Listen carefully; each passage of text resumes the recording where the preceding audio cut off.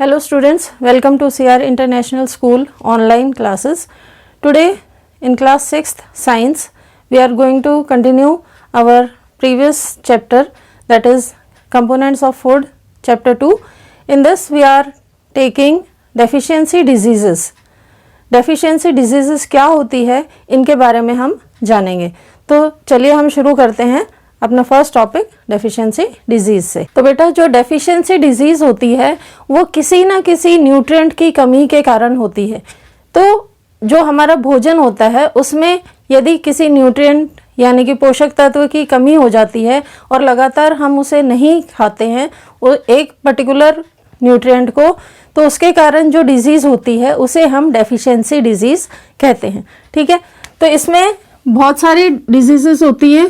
सबसे पहले हम जानेंगे due to lack of particular nutrient.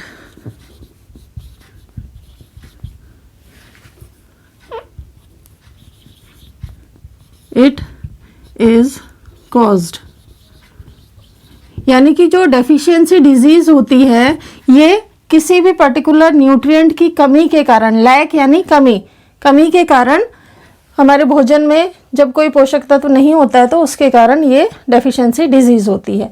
तो इसमें जो मेन न्यूट्रिएंट्स आते हैं वो होते हैं जैसे प्रोटीन, कार्बोहाइड्रेट्स,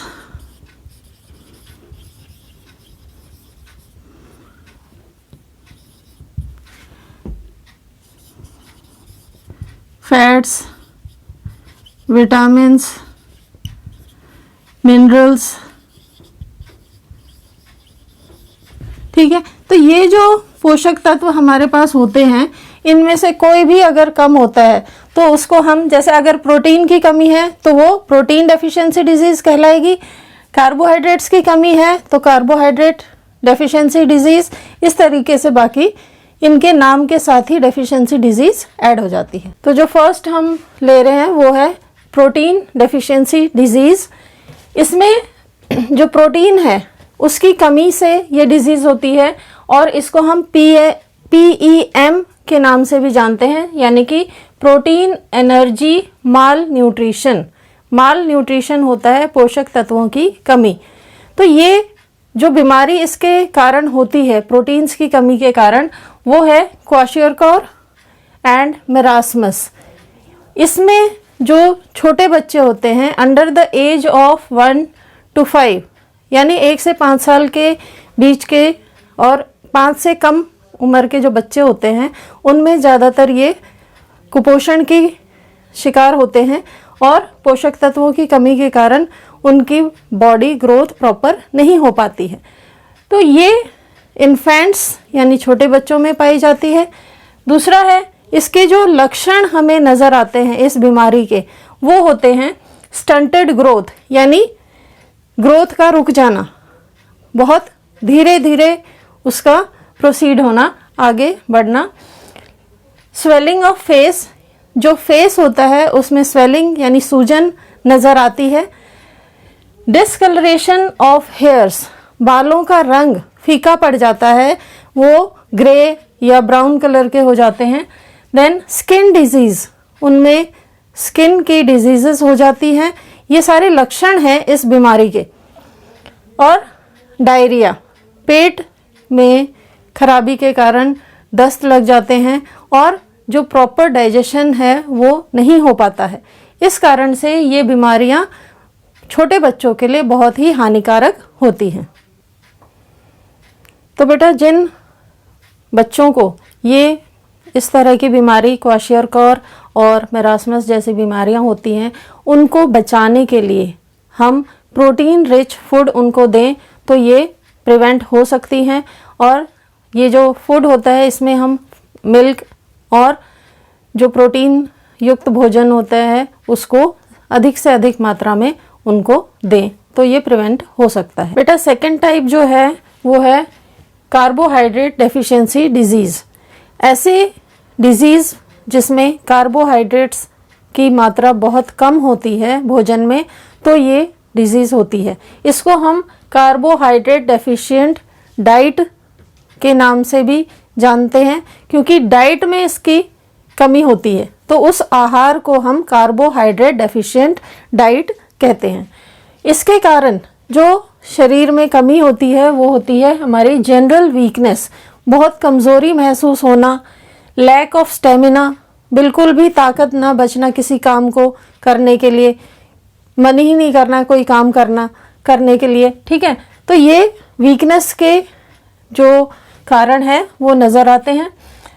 थर्ड है कैन नॉट बियर फिजिकल और मेंटल स्ट्रेन, यानी जिस पर्सन को ये बीमारी होती है वो फिजिकली और मेंटली बहुत वीक फील करता है और किसी भी प्रेशर को वो झेल नहीं पाता। तो इस तरह की बीमारी को दूर करने के लिए हमें अपने भोजन में कार्बोहाइड्रेट्स को शामिल करना बहुत ज़रूरी है, ठीक। नेक्स्ट है मिनरल डेफिशिएंसी डिजीज़। मिनरल्स जैसे कि हम पहले भी पढ़ चुके हैं, जो हमारे बॉडी के लिए रिक्वायर्ड होते हैं, जैसे आयरन, आयोडीन, कैल्शियम, फास्फोरस, अगर ये भी हमारे डाइट में कम हो जाते हैं तो इनके कारण भी कई बीमारियां हमारे शरीर को जकड़ लेती हैं। तो जैसे आयरन डेफिशिएंसी डिजीज़ वो डिजीज़ है जिसमें खून की कमी हो जाती है, हमारा जो हीमोग्लोबिन है वो बॉडी में कम हो जाता है और उसके कारण एनीमिया जैसी बीमारियां हो जाती हैं और ये ज़्यादातर लेडीज़ में पाई जाती हैं, गर्ल्स में पाई जाती हैं। और सेकंड है आयोडीन डेफिशिएंसी डिजीज़। इसमें जो आयोडीन की कमी हमारे शरीर में होती है उसके वजह से जो हमारे गले में थायराइड ग्लैंड्स होते हैं, ग्रंथियां थायराइड की, वो स्वेल हो जाती हैं, सूजन आ जाती है उनमें और गले पर एक स्वेलिंग नज़र आती है बहुत ज़्यादा, जिसको हम गोइटर कहते हैं। और इसको प्रिवेंट करने के लिए हमें आयोडीन युक्त नमक जो होता है उसको खाना चाहिए और बहुत सारे सी फूड्स जो होते हैं उनमें भी बहुत अधिक मात्रा में आयोडीन पाया जाता है। थर्ड है कैल्शियम डेफिशिएंसी। इसमें जो हमारे भोजन में कैल्शियम नहीं होता तो जो हमारी हड्डियां होती हैं वो कमज़ोर हो जाती हैं और बहुत आसानी से अपनी शेप चेंज कर लेती हैं, मुड़ जाती हैं, कर्व हो जाती हैं। तो उस बीमारी को हम रिकेट्स कहते हैं। छोटे बच्चों में ज़्यादातर आपको ये देखने को मिलती है कि उनके पैर जो होते हैं वो थोड़े से कर्व्ड होते हैं, तो ये हड्डियों की कमज़ोरी शो करती है। तो ये सारी जो मिनरल डेफिशिएंसी होती है ये हमारे भोजन में मिनरल्स की कमी के कारण होती है। लास्ट जो हमारा टॉपिक रह गया है वो है विटामिन्स डेफिशिएंसी डिजीजेस। विटामिन्स जैसे कि बहुत सारे होते हैं, इनमें जो मेन हम इंक्लूड कर रहे हैं वो है A, B1, C, D, E, K। ये वाले विटामिन्स जो हैं ये यदि हमारे भोजन में नहीं होते तो इनके कारण भी बहुत सारी बीमारियां हमारे शरीर में आ जाती हैं। तो ये हम एक एक करके जानेंगे। विटामिन A की कमी से जो बीमारी होती है उसको हम नाइट ब्लाइंडनेस कहते हैं। नाइट ब्लाइंडनेस वो होती है जिसमें दिन छिपते ही यानी शाम के बाद लोगों को दिखना कम हो जाता है, धुंधला नज़र आता है, क्लियरली वो देख नहीं सकते। तो ये बीमारी यदि हमें इससे बचना है तो हमें विटामिन A भरपूर मात्रा में लेना होगा। कैरेट्स जो होते हैं, फ्रूट्स, वेजिटेबल्स जो होते हैं, उनमें हमें ये प्राप्त हो सकता है। सेकंड है B1। विटामिन B1 की कमी से बेरी डिजीज़ होती है और इससे हमारी जो मसल्स होती हैं वो वीक हो जाती हैं और जो मस्कुलर सिस्टम है वो काफ़ी पेन करता है। विटामिन C जो होता है इसकी कमी से स्कर्वी होती है। स्कर्वी हमारे मसूड़ों को कमज़ोर कर देती है, उसमें से लगातार ब्लीडिंग होती रहती है और जो टीथ हैं वो कमज़ोर हो जाते हैं। विटामिन D जो है ये रिकेट्स जैसी बीमारी को जन्म देता है और रिकेट्स जो है बोन्स को कमज़ोर कर देते हैं, उनके डिफॉर्मेशन यानी उनकी बनावट को बिगाड़ देते हैं, शरीर की बनावट चेंज हो जाती है क्योंकि हड्डियों की शेप बदल जाती है। तो इसको पाने का सबसे आसान तरीका है सनलाइट। यदि हम सुबह 1 घंटा भी सनलाइट, आधे घंटे भी ले लेते हैं तो बहुत बेनिफिट होता है। Then vitamin E. Vitamin E जो होती है ये हमारे अर्ली एजिंग को हमारी बॉडी में शुरू कर देता है। अर्ली एजिंग यानी कि बहुत जल्दी बुढ़ापा नज़र आना। इसमें क्या होता है, जो स्किन होती है वो बहुत ही वीक, डल नज़र आती है, रिंकल्स पड़ जाते हैं, स्केली स्किन हो जाती है। तो इसके लिए हमें भरपूर मात्रा में विटामिन ए का सेवन करना चाहिए। लास्ट है विटामिन के।